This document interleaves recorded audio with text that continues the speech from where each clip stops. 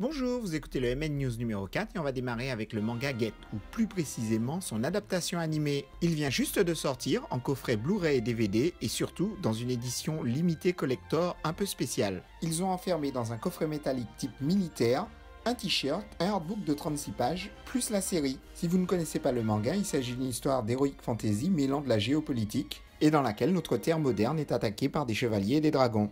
Dans le coffret édition limitée Senseiya Omega, intégrale saison 1 et 2, Kana vous propose les 97 épisodes plus une figurine de Seiya en armure d'or du Sagittaire. La mise en vente est le 27 septembre. Amamori n'a pu surmonter son enfance difficile que grâce à ses rêves prémonitoires, le montrant heureux avec Yui. Ça, c'est dans Your Dream, un amour séculaire chez Taifu. Les deux saisons d'Initial D vont être bientôt réunies dans un coffret DVD à 49,95 et un coffret Blu-ray à 69,95. Au total, les 39 épisodes, soit 26 pour la saison 1, 13 pour la saison 2, vont être réunis en 8 DVD et 3 Blu-ray. La sortie est prévue pour le 7 juin chez Kazé. Comme chaque année depuis 9 ans, à l'approche de l'été, du 7 juin au 30 septembre, pour 3 mangas Pika ou Nobinobi achetés, vous allez recevoir un sac en coton. 3 modèles sont disponibles, l'Attaque des Titans, Fairy Tail et La Maison du Soleil. Pour fêter la sortie du tome 18 de Terraform Mars, Kazé vous propose une offre Isneo manga numérique. Les tomes 1 et 2 seront gratuits, alors que les 3, 4 et 5 seront au prix de 1,99. D-Bex, de son côté, vous propose de redécouvrir Gunbuster versus Diebuster. Ces deux séries de Gainax seront réparties en 4 disques. Un Blu-ray et 2 DVD pour l'animé lui-même, et un DVD bonus comprenant 90 minutes d'interview. Alors que la fin de la série vient juste d'être annoncée au Japon, un énième spin-off de Fairy Tail arrive chez Pika. Ça va s'appeler Fairy Girl et ça sera en 4 tomes. Le girls band de la guilde va mener des enquêtes. Une bande-annonce a été faite pour le manga Backstreet Girl de Soleil qui sort cette semaine. Pour les punir d'avoir commis une faute grave, un chef yakuza va forcer 3 de ses hommes à changer de sexe et surtout d'apparence pour devenir un groupe d'idoles. Ah, important, surtout n'oubliez pas que le 9 et 10 juin 2017 au Palais des Congrès de Paris aura lieu Joizaishi Symphonique Concert. De Nausicaa au voyage de Chihiro en passant par Totoro et Le vent se lève, ça sera un concert exceptionnel. Pour conclure les news françaises, voici en bref. C'est en toute logique que l'on apprend la sortie prochaine de Alice on Border Road, le spin-off de Alice in Borderland. L'arc 2 de ReZero est confirmé chez Ototo. Ce deuxième opus débutera le 7 juillet avec la parution de son tome 1.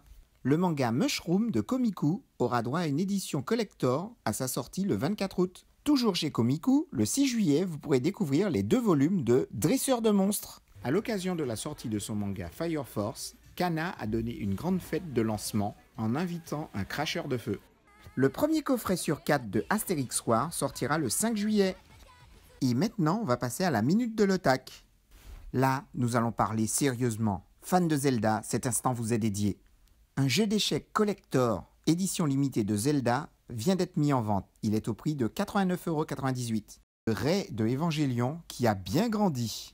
Elle a été faite à partir d'une illustration de Shunya Yamashita. C'est à lui que l'on doit toutes ces magnifiques figurines de Marvel et DC qui sortent au Japon. Donc notre petite Ray adulte va mesurer 24 cm au prix de 110 €. Elle sera disponible en octobre 2017. Nous allons maintenant passer à la partie japonaise de l'émission. Après la traversée du temps, Summer War, Les Enfants Loups et Le Garçon et la Bête, nous apprenons que Mirai, le nouveau film de Mamoru Hosoda, sortira en mai 2018. Si vous allez au Japon avant le 25 juin, sachez qu'il y a au Nagasaki Museum la grande exposition du studio Ghibli. En fait, il s'agit de la même exposition qui était à Tokyo jusqu'en septembre dernier. Nous avons enfin une date de sortie pour le premier film des robots surfeurs. La trilogie Eureka 7 High Evolution va démarrer le 6 septembre au Japon. On sait déjà que le film est prévu en France, mais aucune date n'a encore été annoncée. À partir de la fin du mois, dans tous les distributeurs Gashapon du Japon, vous allez découvrir une série de 9 straps Ranma 1/2 en caoutchouc à 300 yens l'unité. Le manga Le Garçon d'à côté, disponible chez Pika, va être adapté en drama au Japon. Ce film live est prévu pour courant 2018. L'affiche pour annoncer la sortie de la série animée Inuyashiki a été mise en ligne cette semaine. La série est prévue pour octobre au Japon et probablement en France sur Amazon Prime.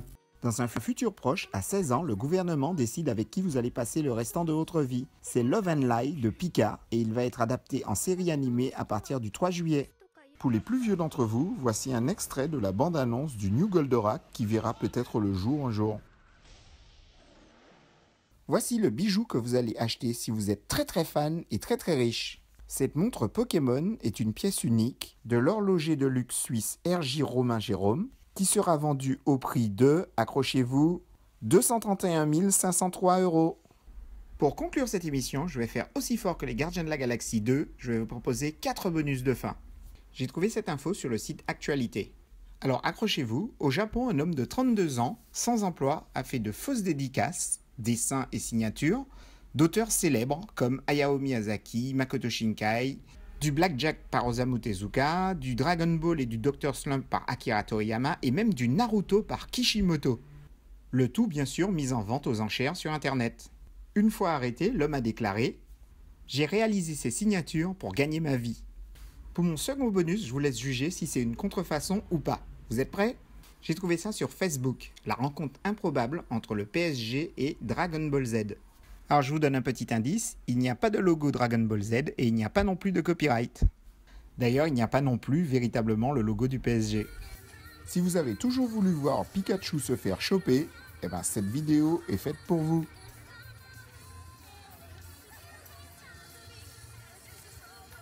Et on va se quitter avec mon dernier bonus, Dead Sushi, ou l'histoire de Sushi Mangeur d'Hommes. Je vous dis au revoir et vous donne rendez-vous mercredi prochain.